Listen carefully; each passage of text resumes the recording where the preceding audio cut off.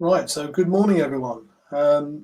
Absolutely delighted to be here on this live session. It's the first time I've gone live on 3 platforms simultaneously, so wish me luck. Actually, it's the first time I've ever done anything like this live on social media, period.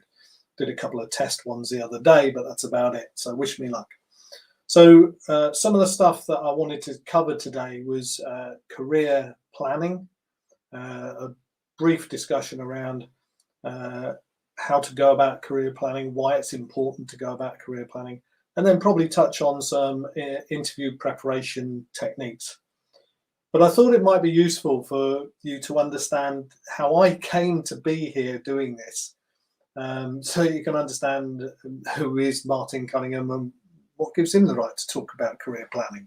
Well, since I could go way back to the age of 4 when I wanted to be a police officer. And that changed for about 3 or 4 days when Neil Armstrong and Buzz Aldrin came out to Malta on their world tour shortly after they'd arrived back on planet Earth from the moon. And for about 3 or 4 days, I wanted to be an astronaut. Seriously, it lasted about 3 or 4 days, and then I wanted to be a police officer. I'd always had that real determination. But that's about as far as I got in terms of career planning. I wanted to be a cop. When I was about 17, I decided I wanted to travel as well. So I combined the two. And I became a military policeman in the Royal Military Police of the British Army. I served in West Germany twice, also served in Northern Ireland. One of the times I served in West Germany was on the Berlin corridor when the Berlin Wall was still up. And I left there about 18 months before the wall came down. So a real pivotal time in our recent history. Once I'd got into being a civilian police officer after 10 years in the army, I still meandered through my career for quite a few years until I was in my mid-30s. I saw a newly promoted sergeant making some pretty big mistakes because he wouldn't listen to people who were very, very experienced. He'd come from a quiet policing area, was now policing a very busy area. The styles of policing were obviously the core values were the same, but the types of policing engagements you got involved in were very, very different. And he wasn't prepared for that. And there were some service recovery issues early on. And suddenly I found myself thinking, well, maybe I should be a sergeant. Maybe I should be an inspector. Maybe I should go further. And that's when I started on my career planning journey. And I had a really good plan, and my career massively accelerated. It was unbelievable. And until one point, this is where my first big fall came. So I'd had this plan, and I was going for this interview, and it was a mammoth interview, most important one in my life up until that point. And I went in with completely the wrong strategy. I completely blew it. I was cocky. I was arrogant. They gave me 2 scenarios. I decided to deliver them simultaneously. I mean, just a complete and utter screw up. And it was all my own fault. I believed the myth in myself too much. So there are times when you have to listen to people who say, don't do that. But there are also times when you need to take control of your career path. Now, I had to pick myself and dust myself off after that, and it really took a long time. And the way I actually eventually dusted myself off was I went back to basics. I went back to the stuff I really enjoyed doing. And I learned so much along the way because I started really studying about interview techniques, career planning, etc. Since then, I've had the privilege of mentoring and coaching people of general director rank, general directors of police, customs, borders, ministers of interior, ministers of justice, chairs of judicial councils, prosecutorial councils, and even had a really good close working relationship with the deputy prime minister for a period of time. So I've coached at the most senior levels, but I've also coached interns in terms of career preparation and junior managers in terms of interview preparation. and I get a real buzz from it. I really, really enjoyed it. And I guess a breakthrough came for me after Brexit. It was an external impact factor this time. It meant that I needed to find a new career pathway. And many of my colleagues who sought help from me in the past about career planning and interview preparation said, well, why don't you do that for a living?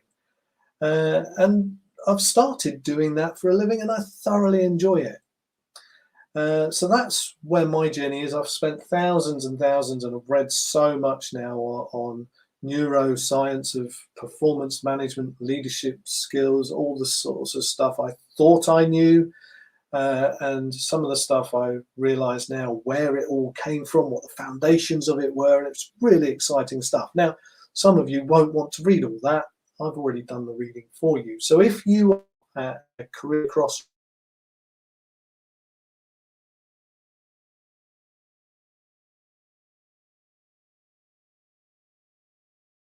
out, and I will gladly tailor something specific to your requirements, because each of us are individuals and each of the jobs we apply for are all slightly different from one or the other. So just comment with the word coach on my platform, and I will get back to you. In the meantime, I want to go back into sort of talking about the career preparation, start to discuss some of the things around there. And what I would say is, if any of you have got any comments or anything like that, then please put them in the comment box. If you disagree with anything I say, then please let's have a discussion about it, because I think it's really, really important that everybody has different views. I will not be everyone's cup of tea. I know that. But if you've got a comment to make, then make it, because you might resonate with somebody else in the audience. And I think that's critical. Not everybody's going to want to listen to Martin Cunningham. Why would they? Not everybody's going to want to listen to the opinion of somebody who disagrees with Martin Cunningham. Why would they? We're all different. So please, if you disagree with something, if you agree with something, put it in the comments. And if you've got a burning question, then please sing out. I want to be able to answer your questions. This is my service to everybody out there in social media land. I'm live at the moment on Facebook, on LinkedIn, and on YouTube. I'm going to be here for a while, because one of the things I want to talk about is career planning. But before we get into the career planning side, all the coaches I know, they always talk about state of mind. And some people think, oh, here we go again, state of mind. It's actually really important. Tony Robbins is one of the most successful coaches on the planet at the moment. He talks about people not really, the results not living up to the potential of the individuals. If you think about the potential of mankind, I am talking to thousands of people, live stream, potentially thousands of people. I've got 9,000 followers on LinkedIn. I've got 500 on my specific LinkedIn page for this. I've started really getting into YouTube recently and just got 100 followers who are interested in stuff like this. And I've just started the Facebook page. So there are people out there who will be watching this. And that's because of the innovations of other people previously that have caused this to be possible. That's the potential of all mankind, all people kind, all humankind. So if you think about that, and if you think about things that you've done previously where you've thoroughly enjoyed doing something and you've surprised yourself, you've gone, wow, I didn't realize I could do that. Well, that's when you're living up to your potential. The results will often surprise you when you do live up to your potential. But there's a couple of elements that Tony Robbins talks about that are often missing. One of those is the focused, he calls it massive action. I call it focused and consistent action, because I think it needs to be focused. Now, obviously, he goes on to discuss other things, but I just think for my clients, it's easier to understand focused and consistent action. But in order to have that focused, consistent action going in the right way all the time, you've got to have that self-belief and that self-determination. And that understanding that you can achieve it. So mindset is a really, really important aspect of this. And everybody needs to focus on their positive approaches to things. And then if you've got the positive mindset in terms of your self-belief, the belief and the determination that you can do something, and some of these beliefs have been minimized over the years, over the decades, from when you were a young person all the way going up. I remember when I was about 6, when a forward-thinking teacher turned around to my parents and started talking about dyslexia. My parents came back home from that, and the teacher had given them a number of things to do with me. And I learned to play chess, I learned to play cards, different card games. It was all about shapes and stuff like that, all sorts of different exercises that this teacher came up with to teach me in a different way, because she recognized I wasn't learning in the way that the school wanted to teach me. She helped me live up to my potential by recognizing something and not turning around to me and saying, well, you can't read, you'll never be good at that. So I never had that belief in myself that I couldn't read. But I have had other beliefs, such as I can't sing. Trust me, I can't sing.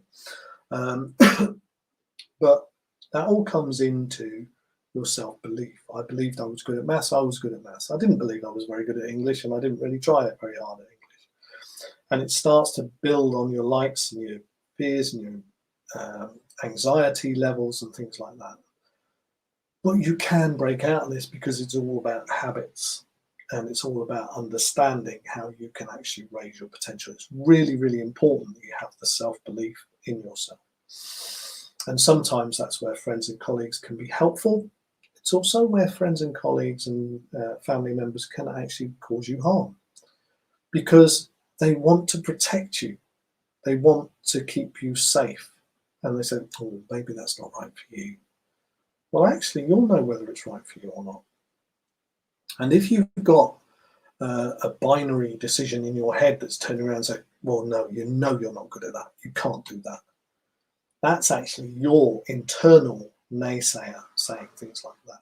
And the reason it's saying it is basically because it's protecting you. It's keeping you away from what it perceives as a possible threat.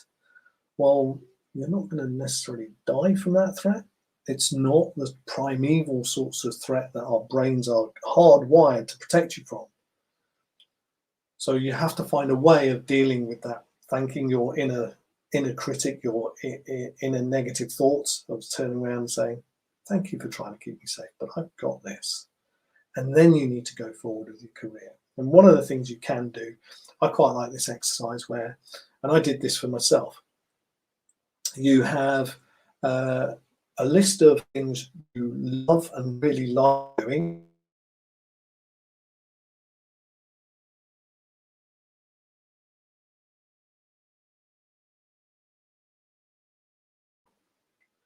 And then the next column, write a list of stuff that you're really, really good at doing. Just that you're good at doing. Stuff that you're competent at. And then in the far column, write the stuff that you're uniquely good at. The stuff that people uniquely come to you for before anybody else, in spite of what your job is. It can be about your job, but it could be that it's not part of your job, it's not the mainstay of your job, but people always come to you for that particular thing. It could be advice, it could be building something, it could be creating something, it could be anything. But it's something unique to you that people always come to you for. If you start to do that, you'll start to understand some of the stuff you really like doing, which is really important. So that talks very briefly about mindset. But also within that, you need to understand your own value system, your own ethics, your own morals, and keep everything pinned to that, because that's part of your why, your reason for being. And if you find work that matches your reason for being, you are going to excel at it. Now, I'm not going to cover that too much. I cover it a little bit more in depth in some of the courses I do, but I just wanted to touch on that. The next thing I want to do is talk briefly about having goals. and making sure that you know what your inner goal is. And one of the analogies I've come up with is, if you were to go to an airport, there's a couple of analogies I've got around an airport because I do a lot of traveling. It just kind of makes sense to me. So if you go to an airport, would you go there and go up to the counter and say, "Can I have a ticket, please?" "Yes, sir. Where would you like to go to?" "Yes, madam. Where would you like to go to?" "Well, I don't know, just next flight out." "Well, it's going to Perth in Australia. Will that do you?" "Well, yeah, that'll do. Yeah." And go to Perth. You live in Perth for, I don't know, 20, 30 years. You have a really good life. You've got a family, you've got a job. You're enjoying it. Love it. And then you wake up one day and go, "I wanted to be in Paris in France." Well, if you wanted to be in Paris in France, you should have planned your journey there. Your journey could have gone via Perth in Australia, but you should have planned your journey to get to Paris in France. And maybe you bought a ticket to Paris in France. I don't know. And unless you're doing a gap year like that, you're not likely to go up to the airport and just ask for the next flight out, unless you're running away from a war zone. So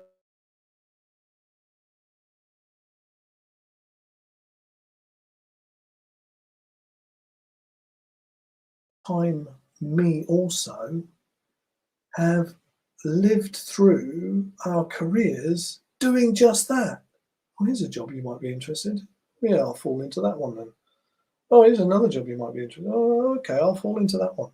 And and they might be very good jobs, but they're not jobs you planned to do. You just kind of fell into it, and you built your skills up, and you're having a good life. That's fine, but it's not what you planned.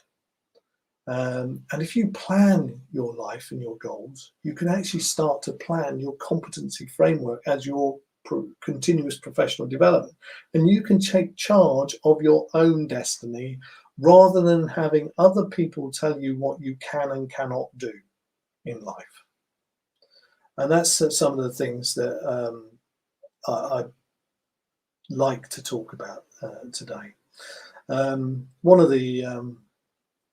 the methods of this is Ikigai, which is a Japanese method of looking at your loves, your skills, your needs, the money, linking that with profession, vocation, mission, and passion. And it's a really, really good tool. It's a lifestyle that strives to balance the spiritual with the practical. It does work if you look at it and things.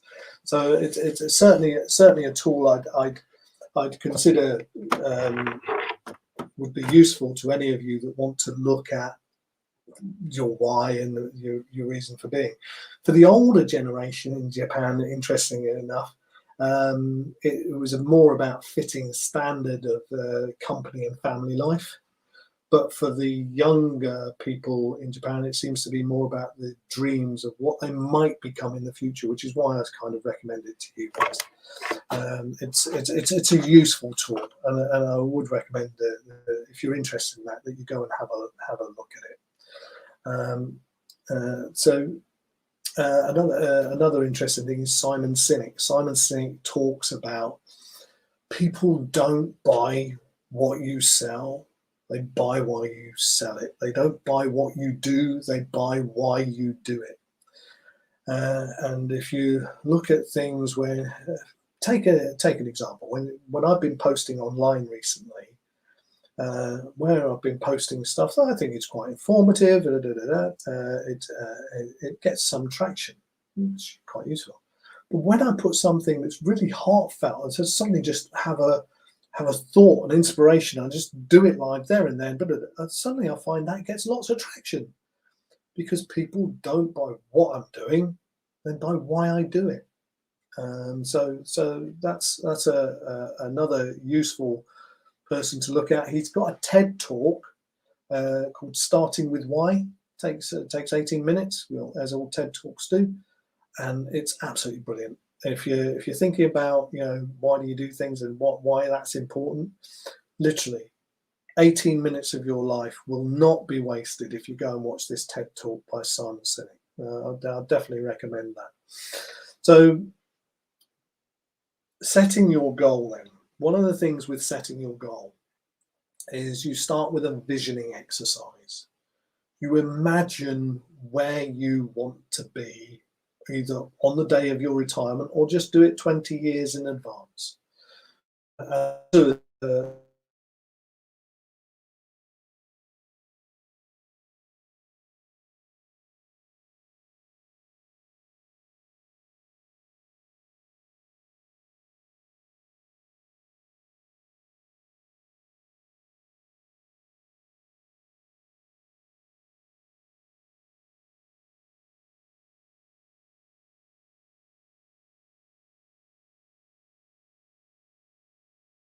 Actually works really well. And I've had so much success with it. For me, for some of my clients, that I believe it now. I really do. And I think it's really good. And you should be thinking about the type of work that you do, the type of organisation you're in, whether or not you're working for yourself or somebody else, the type of location, the role, the position. And then you should also look at your personal life and where is that in terms of where you want to be and how you want to get there. So I know I'm doing a real quick ramble through this, but I just want to get as much information out there as I can on this first live stream. We've been going just over 20 minutes now, and we've covered quite a lot in that period of time. So now I want to go on the basis for your plan. When you've actually worked out where you want to go, when you know where you are now, you then need to work out how is it you're going to get there. There's this big gap in the middle, and you need to fill that gap with your strategic bridge, the way that you're going to actually develop yourself to get there. And competency-based frameworks, competency-based assessments, some people love them, some people hate them. They are your best friend when you want to work out where you want to go.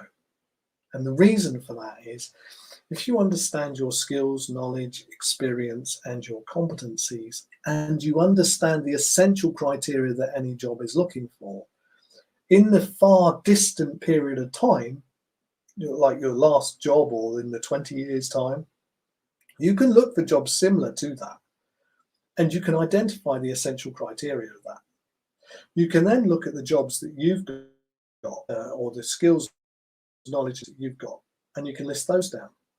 The ones that are missing from both lists are the gap.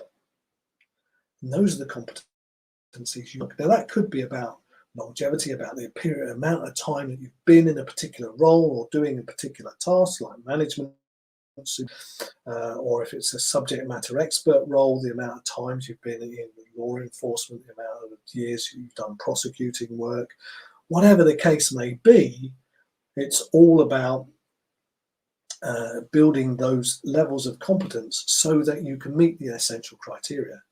And then what you can do is you can take it back from there and see which jobs fill that, plug those gaps, and which jobs then plug those gaps, and which jobs then plug those gaps.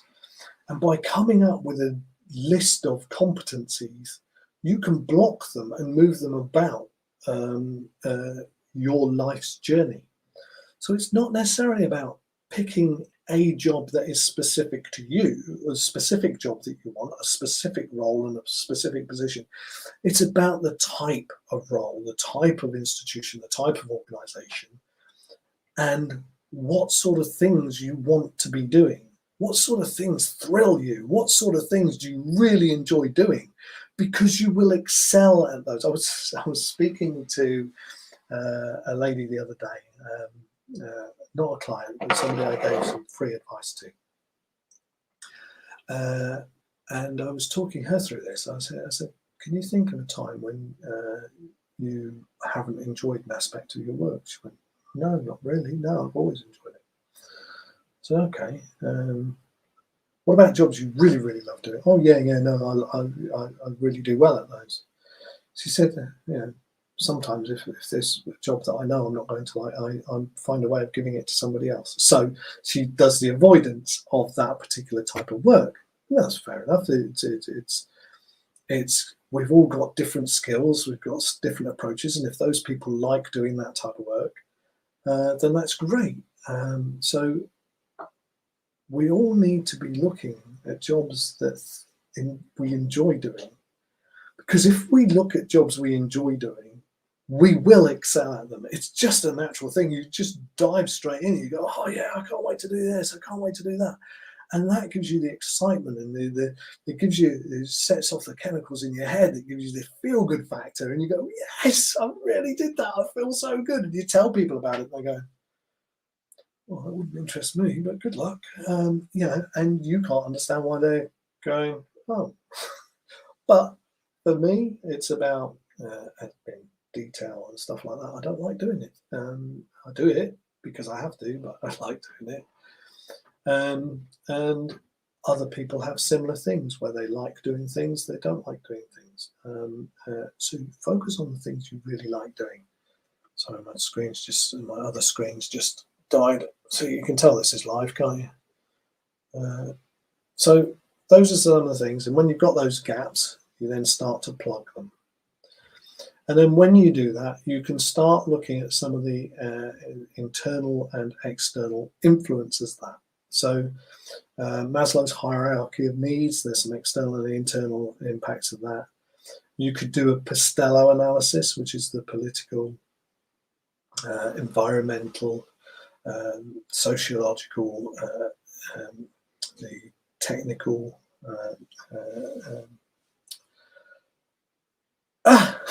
legal and organizational. You could do things like that where it didn't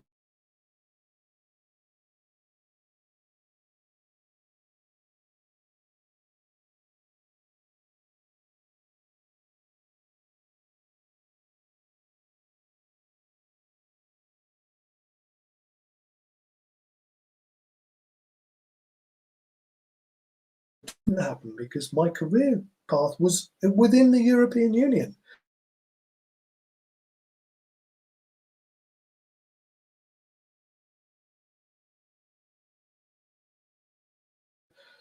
Revisit where I was and where I wanted to be and how I wanted to get there. And we have to do that through life from time to time. But if you start to sort of focus on what could happen, you can have things in place to help you deal with it more easily. There is stuff that's going to happen that's going to be unfair. It's going to be difficult to deal with. There's going to be hardships along the journey. You have no control over some of them. You have control over some. The ones you have no control over, the only thing you have control over is how you're going to respond to it. So if you have a plan and you think about the external influences, you can have a plan to know how to deal with it. And if your bedrock of your future is there, your future dream is there, and you've got these competency frameworks that you can then move around for when you need to, then you can develop a very flexible career planning pathway. And that's what I do with a number of my clients. So the next step in that journey is to identify the habits of people who are already successful in those positions. And don't act for the job that you're in, act for the job that you want. And I'm not talking about acting now if you're an intern for the sort of the chief executive of an organization, because all you're going to do is cheese everybody off, and your emotional intelligence would be wanting if you were going to be doing that. But actually looking at the next job or the next two jobs and behaving in a manner that people start saying, she'd be really good for that job, he'd be really good for that job. Have you seen he's already showing the potential for those roles? You want people to be talking like that. So those are some of the things that you can start to do. You can start to look at the successful behaviors of those sorts of people and start building the habits in yourself for that type of success. You can also look at the people who are unsuccessful in that sort of things, and the people that you don't want to be, and look at the habits that are negative and make sure you steer away from those. Now, habits are really hard to break. but they are things that you can actually develop yourself. You can actually train yourself, because we are habitual beings. You can actually train yourself into or out of habits. But it's really hard to train yourself out of it. It takes a process, a period of time, but you can market yourself and create an image around yourself through those habit forming measures. And every time you take an action in line with that new identity, that's a vote for that new identity. Every time you take an action or make a decision that's outside of that, that's a vote against it. And that's down to you. You have full ownership over how you behave and how you respond in any given situation.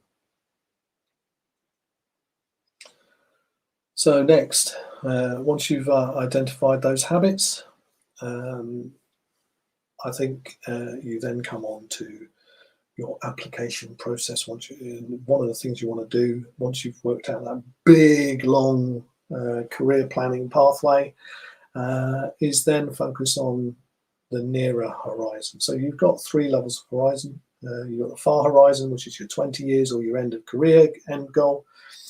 Then you've got the mid horizon, which is probably 5 years away from here. And then you've got the here and now. You should spend 70% of your mindset and your workings out about what you're doing on a day-to-day basis. 70% is the here and now. 20% should be planning the next 5 years ahead and preparing yourself for that next 5 years ahead. And 10% should be based on your far horizon. So you're constantly looking far and near so you can anticipate what might or might not be there at the end of the 5, 10, 15, 20, 25, 35 years. And then what you should do is start to apply for jobs that fit your career plan. Now, when I talk about applying for jobs that fit your career plan, you've got to think not about applying for hundreds and hundreds of jobs. I've spoken to many people who apply for hundreds of jobs and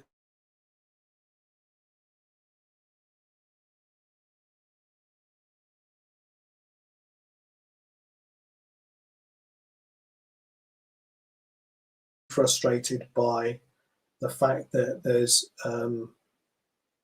not only do they not get a reply for their CV, if they do get a reply, it's an automated reply saying, "Thank you very much for taking the time," and they get really frustrated by it. Well, the reason for that is they're not tailoring their CV and their application form to the job that they want.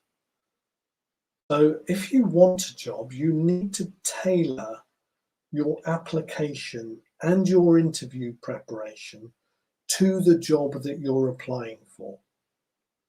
Because if you don't, you're just going to come across as another generic candidate. And when there's hundreds and hundreds of applications going in for just a few job availabilities, people don't have the time to wade through every single CV. So they have a quick scan, have a quick scan, have a quick scan.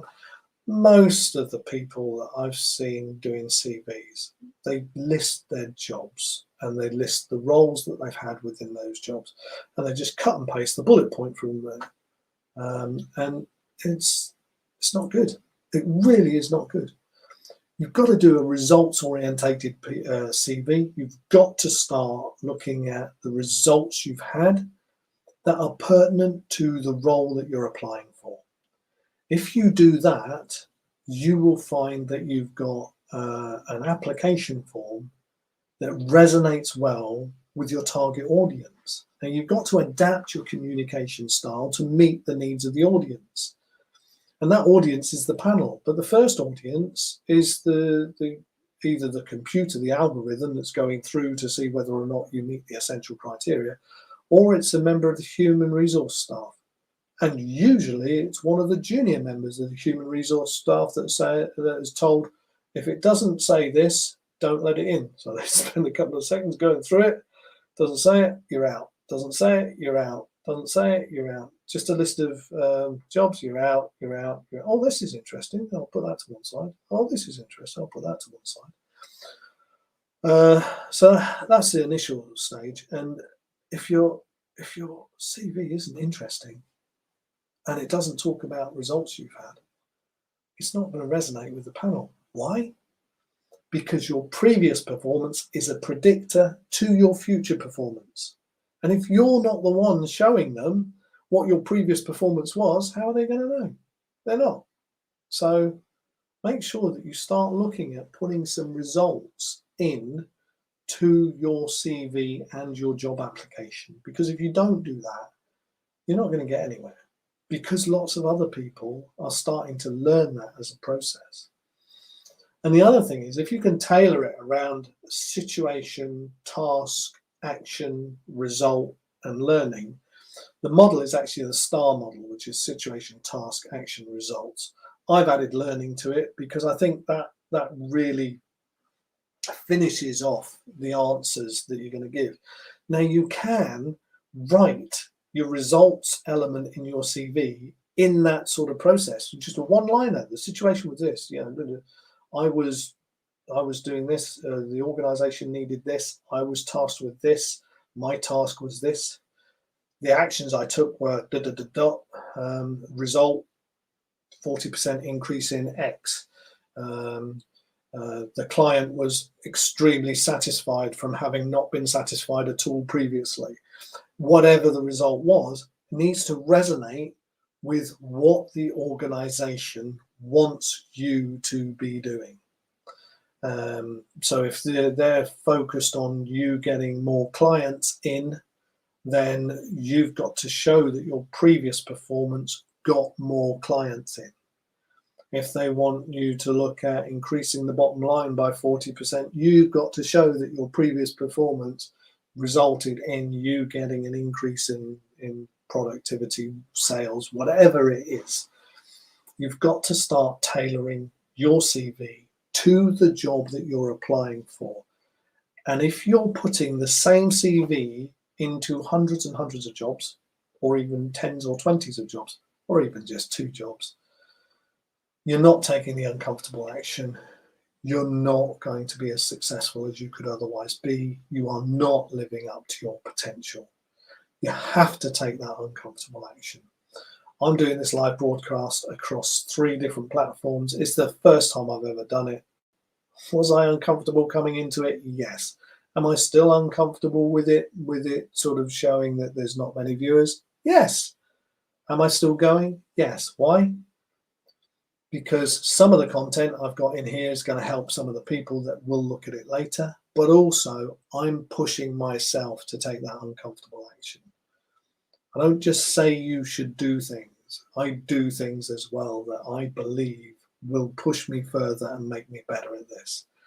And I will be showing a few friends this, and I'll get some critique from them, and I'll be able to work out whether or not that's good information, whether I can change things, whether I can't, and I will develop as a result of it.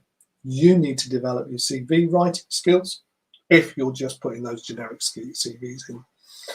And you need to start applying for jobs that you think you'd really love and really enjoy, and focus more attention and time on tailoring your application and your CV to those specific jobs, rather than just putting your CV into any job, because you're not going to be happy in that job. You're just going to get stuck in another rut. You're going to be miserable. But if you apply for a job that you think you'd really like, you're going to surprise yourself, because you're going to really enjoy it and you're going to excel at it. And when you excel at it, you're going to come even better, and your self-belief will increase. And the fact that you've seen that consistent focused action really, really works, you are then going to push yourself even further. And it's going to be a virtuous cycle. Your self-belief will impact on your potential. Your potential, together with your focused action, your consistent focused action, will bear fruit and will give you results. And you've just got to keep going at it and keep plugging away at it, but focus on the things you know you're going to enjoy, and you'll do extremely well. The other thing I talk about is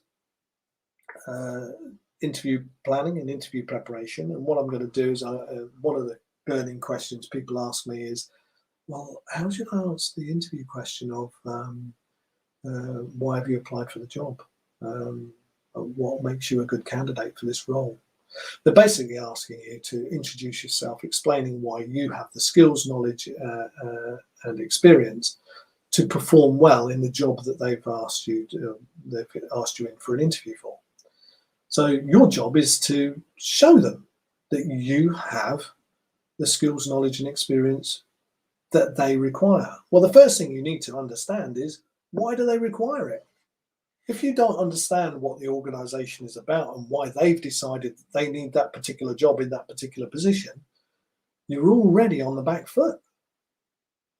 If you don't understand what the role is about and what is expected of that role holder, and you're just applying for it for the sake of it, then you're already on the back foot. And if you don't know what your unique selling point is to make you the preferred candidate, you're definitely on the back foot. Because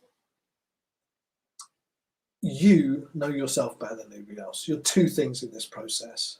You're the salesperson and you're the product. And your job is to show them why you are the best product that meets their requirements. And only you can do that. So you need to understand what the organization is about and why they want that role, what the role is about, and what your unique selling point is.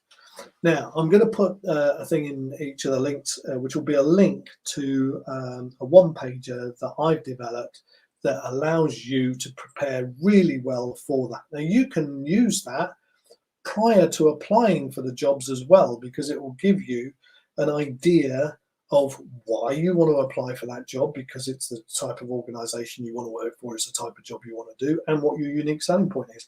And you could put that in the application and in your CV and in your cover letter, and suddenly you might get invited to an interview. And because you've already done the exercise, you're already halfway to answering the first question. So I'll give you that. It's a free template. You can use it to your heart's content. And I hope you enjoy it. Is there a catch for that? Yeah, there is. I ask you for your email address. If you want to unsubscribe afterwards, you can. If you choose not to and you want to get more information from me, you'll get a series of emails, and you might even get some discounts off some courses that I do. And if you want to know more, then reach out to me. Seriously, if you are, as I said earlier on in the discussion, if you are at a career crossroads, you're at a point where you want to make some decisions about your career, then just pop it down in the comments below or DM me and just say, Coach, can we have a chat?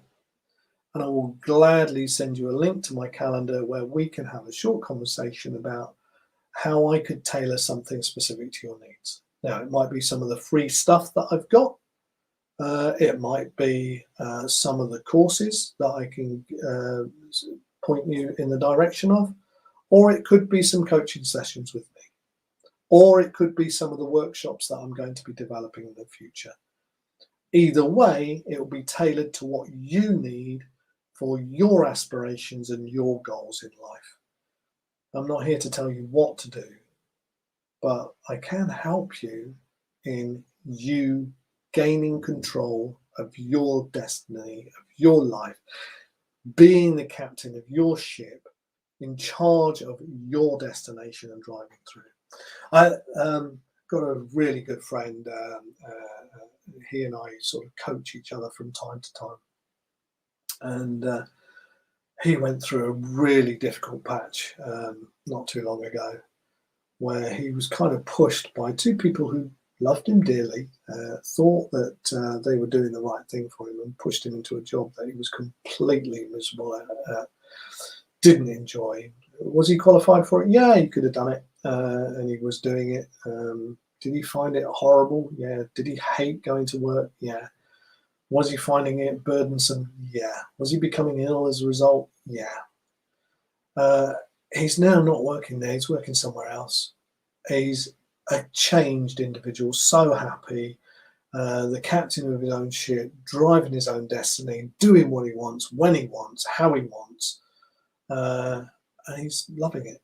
And that's the thing. That's what happens when you take control of your own destiny and you start working on the things you really enjoy working on, the things you really enjoy doing. So, as I said before, if you're at a crossroads in your career, you want to make some decisions about your career pathway, or you've got that all-important interview preparation coming up, reach out. Just say, Coach, I'd like a chat. More than happy. You even just have to put the word coach in there. Anyway, it's 45 minutes I've been going. I've been talking to myself all that time. I just realised nobody's looking at this. But it's out there. It's on there for other people to view.